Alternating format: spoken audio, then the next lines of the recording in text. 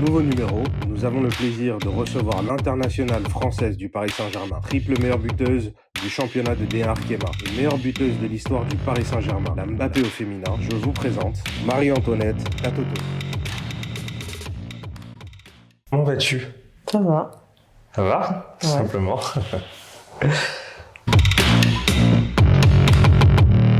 Pour toi, une saison noire, pour toi, comment tu vis ta situation en dehors des terrains? Franchement, au début, c'était dur parce que le post-opératoire a été compliqué. Mais je me suis bien reposé, je me suis bien concentré sur moi-même. Je fais beaucoup de choses que j'avais oublié de faire à cause du football. Et franchement, plus les jours passent, mieux je le vis. Comment sont rythmées tes journées depuis cette blessure? Alors, au début, c'était beaucoup le genou, le genou, le genou. Mhm. Et au fil des mois, quand ça allait mieux, j'ai beaucoup plus pris le temps pour moi, ma famille, mes proches, les activités que j'aime faire. Mhm. Voilà, On t'a des vu ch- aussi dans du cadre associatif, Mhm, c'est ça? ouais. Et donc, tu es aussi investi de ce côté-là, que ce soit par rapport à ta ville de naissance, qui est Colombes, Mhm, c'est ça? Et aux côtés de la petite Camille mhm. aussi. Non, sur le côté associatif, ça fait plusieurs années maintenant que je suis beaucoup avec les enfants. Le partage, l'échange, le plaisir, le bon temps passé avec eux. C'est quelque chose qui me tient à cœur, qui nous tient à cœur, surtout au Paris Saint-Germain. Parce qu'on est passé par là. Je suis passé par là et j'aurais bien aimé avoir tout ça aussi. Donc ça me fait plaisir de faire énormément d'événements avec les enfants. Justement, en parlant de ton club, le Paris Saint-Germain, qui réalise une très belle saison, Mhm. qui est encore en lice pour une finale de Coupe de France, qui est en course aussi pour le titre de championne de France. Mhm. Le petit couac, c'est l'élimination face à Wolfsburg, qui est quand même finaliste de cette Ligue des Champions. Quel est ton point de vue et ton ressenti par rapport à cette saison? Alors, point de vue, il est très mitigé parce que il y a beaucoup de hauts, beaucoup de bas. Mhm. C'était vraiment les montagnes russes. Et non, comme d'habitude, le Paris Saint-Germain essaye toujours de s'en sortir, malgré les bâtons dans les roues, les difficultés, les défaites. Notamment celle contre Wolfsburg qui a fait mal. Ça fait plusieurs années qu'on atteignait au moins le dernier carré. Elle sort en quart.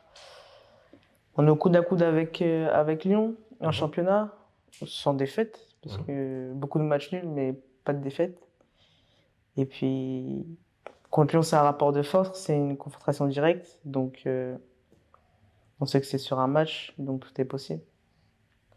Et là, cette saison, ta coéquipière, j'ai envie de te dire, tu as peut-être ta meilleure coéquipière, celle qui te transfère, qui te donne autant de caviar, Kadi, qui t'a remplacé cette saison. Est-ce que tu as un petit mot ou des petits conseils que tu lui donnes pour qu'elle puisse continuer à marquer de plus en plus de buts?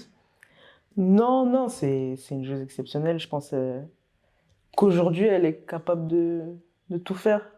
Au début, elle était un peu cantonnée sur son côté droit. Et non, je savais que ce qui lui manquait, c'était d'être plus dans la surface, la Mhm. finition.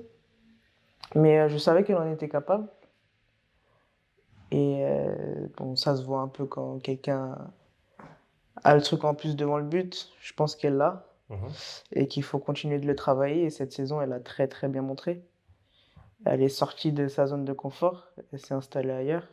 Et elle a très bien fait. C'est vraiment quelque chose d'exceptionnel. Et elle a été impressionnante.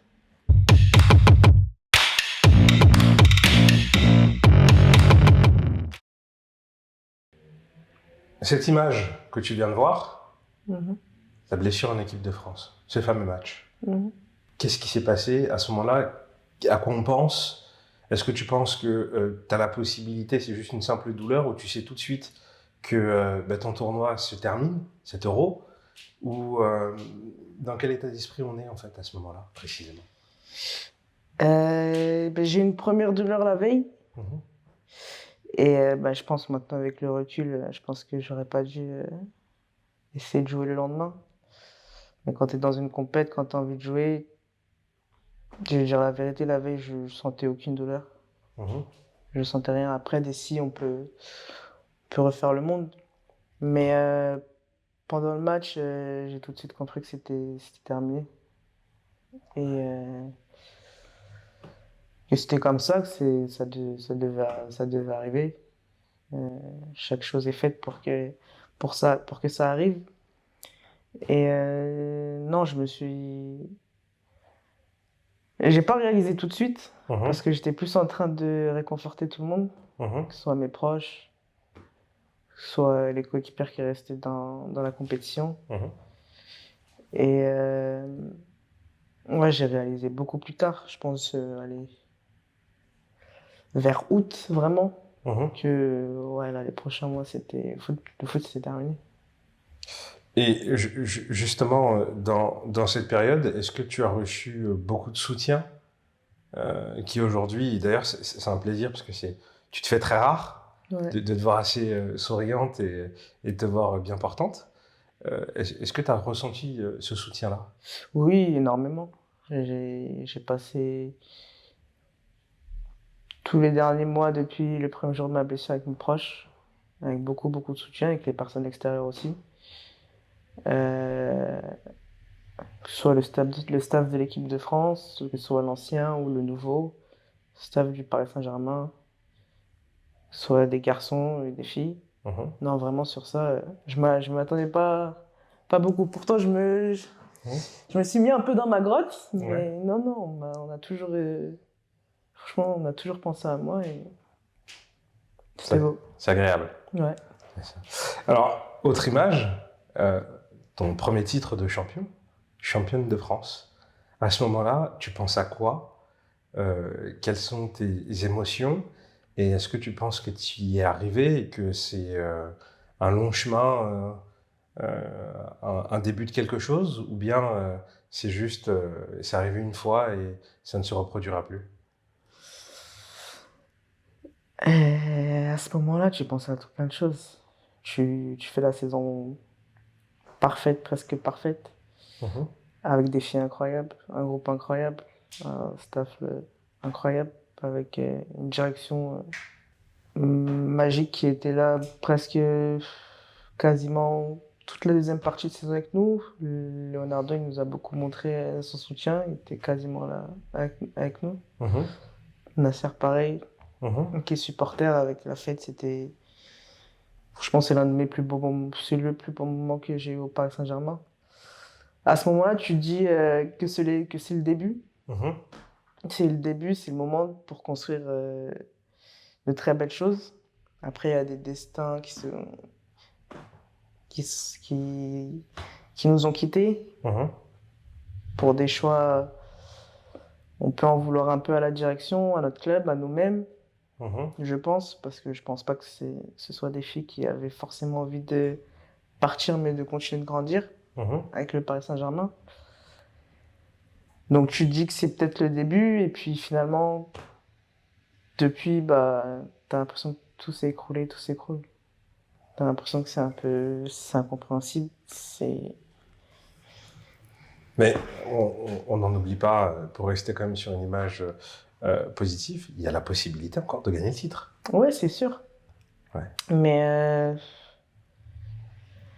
j'ai envie de dire, depuis le titre de championne de France, L'ascenseur émotionnel? ouais, c'est ça. C'est que je pense que ce sont deux choses différentes. Je pense que ça a été 2 années de transition et que l'année prochaine, on aura vraiment que ce soit un nouveau cadre. Mhm. Donc je pense que tout le monde se sentira beaucoup mieux Mhm.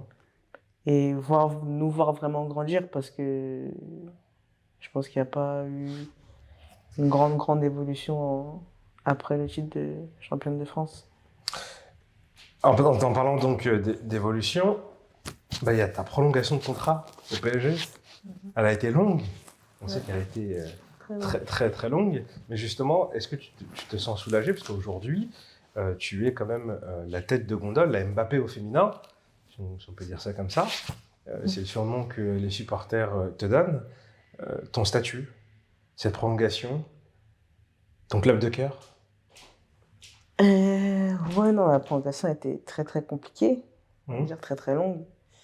Il y a eu beaucoup beaucoup de discussions, surtout pour notre évolution, pour nous faire grandir. On est arrivé à un point où on a réussi à se mettre d'accord. Tout le monde, avec mes proches aussi, parce que ça n'a pas été simple. Mhm. On était un peu beaucoup partagés dans les choix. Après, je pense avoir fait le choix du cœur. Peut-être pas celui du cerveau, mais plutôt celui du cœur. Et j'espère qu'on continuera de grandir et qu'il y aura surtout d'autres prolongations aussi pour continuer de grandir. Et que les joueuses, cette fois-ci, aimeraient venir au Paris Saint-Germain et pas l'inverse, comme j'ai pu entendre.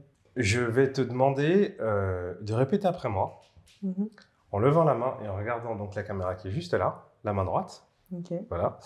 Je dis rien que la vérité, Rien que la vérité, toute la vérité. toute la vérité.